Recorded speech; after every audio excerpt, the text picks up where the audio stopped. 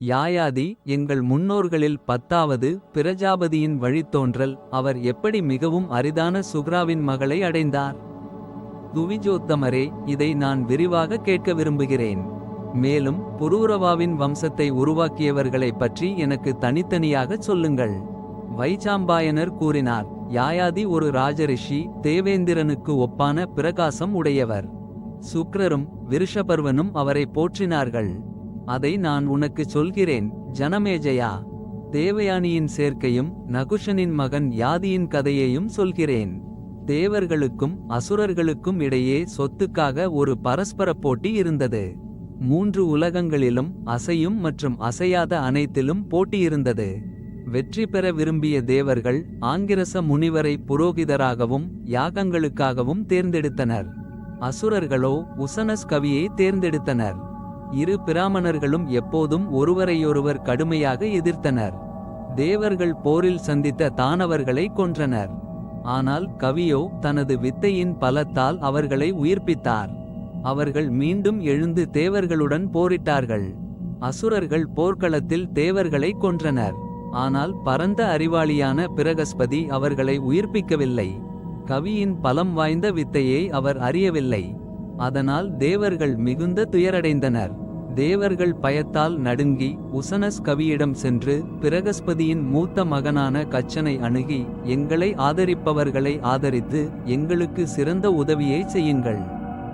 அளவற்ற ஒளி கொண்ட பிராமணரிடம் இருக்கும் வித்தையை விரைவாக கொண்டு வாருங்கள். நீங்கள் அதில் பங்கு பெறுவீர்கள். விருஷபர்வனின் அருகில் அவரை நீங்கள் பார்க்க முடியும்.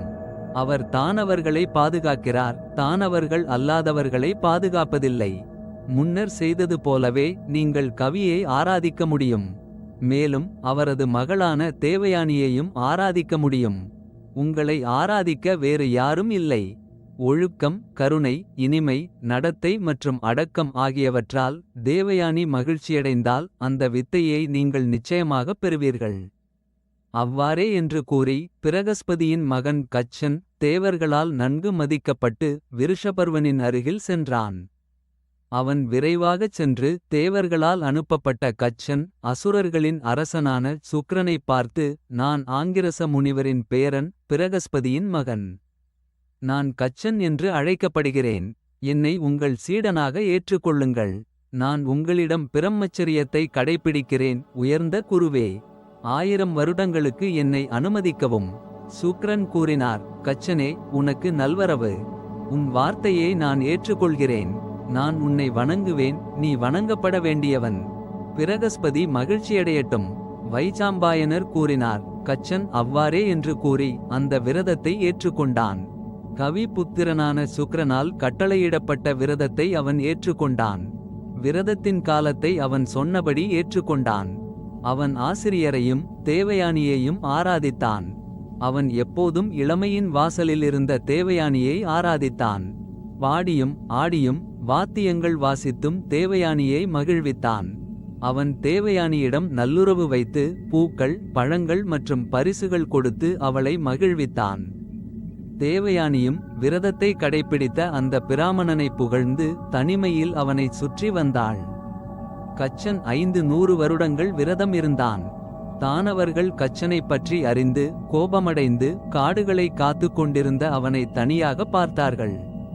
பிரகஸ்பதியின் மீதுள்ள வெறுப்பாலும் வித்தையை காப்பதற்காகவும் அவனை கொன்றார்கள். கொன்று அவனை சிறு துண்டுகளாக வெட்டி ஓநாய்களுக்கு கொடுத்தார்கள். மாடுகள் மேய்ப்பவன் இல்லாமல் திரும்பி வந்தன. கச்சன் இல்லாமல் மாடுகள் வருவதை தேவயானி பார்த்தாள். தேவயானி அப்போது சுக்ரனிடம், உமது அக்னிஹோத்திரம் செய்யப்படவில்லை, சூரியனும் அஸ்தமித்து விட்டான். மாடுகள் மேய்ப்பவன் இல்லாமல் வந்துவிட்டன. கச்சன் எங்கே என்று தெரியவில்லை. கச்சன் கொல்லப்பட்டிருக்கலாம் அல்லது இறந்திருக்கலாம். கச்சன் இல்லாமல் நான் வாழமாட்டேன், உண்மையை சொல்கிறேன். சுக்ரன் கூறினார், வா என்ற வார்த்தையால் இறந்தவனை நான் உயிர்ப்பிக்கிறேன். வைசாம்பாயனர் கூறினார். பின்னர் சுக்ரன் சஞ்சீவினி வித்தையை பயன்படுத்தி கச்சனை அழைத்தான். அழைக்கப்பட்ட கச்சன் வித்தையால் எந்த தீங்கும் இல்லாமல் தோன்றினான். பிராமண பெண் கேட்டபோது நான் கொல்லப்பட்டேன் என்று சொன்னான். மீண்டும் தேவயானி சொன்னதால் அவன் பூக்களை பறிக்க காட்டுக்கு சென்றான். தானவர்கள் அவனை பார்த்தார்கள். அவர்கள் மீண்டும் அவனைக் கொன்று எரித்து தூளாக்கி மதுவில் கலந்து சுக்கிரனுக்கு கொடுத்தார்கள். தேவயானி மீண்டும் தன் தந்தையிடம் பூக்களை பறிக்கச் சென்ற கச்சன் எங்கே என்று தெரியவில்லை என்றாள். சுக்கிரன் கூறினார், பிரகஸ்பதியின் மகன் கச்சன் இறந்தவர்களின் உலகத்திற்கு சென்றுவிட்டான். வித்தையால் உயிர்ப்பிக்கப்பட்டாலும் அவன் கொல்லப்படுகிறான். நான் என்ன செய்யட்டும்? வருந்தாதே, அழாதே தேவயானி. உன்னைப் போன்றவர்கள் மனிதர்களுக்காக வருந்தக்கூடாது. தேவர்களும் உலகங்களும் எல்லா உயிர்களும் இயற்கையின் மாற்றங்களுக்கு அடிபணிகிறார்கள். தேவயானி கூறினாள், யாருக்கு ஆங்கிரசர் பெரிய தாத்தாவோ பிரகஸ்பதி தந்தையோ அவர்கள் தவ வலிமை உடையவர்கள். முனிவரின் மகனையும் பேரனையும் நான் எப்படி வருந்தாமல் அழாமல் இருக்க முடியும்? அவன் பிரம்மச்சாரி, தவ வலிமை உடையவன், எப்போதும் கடமைகளில் விழித்திருப்பவன், திறமையானவன்.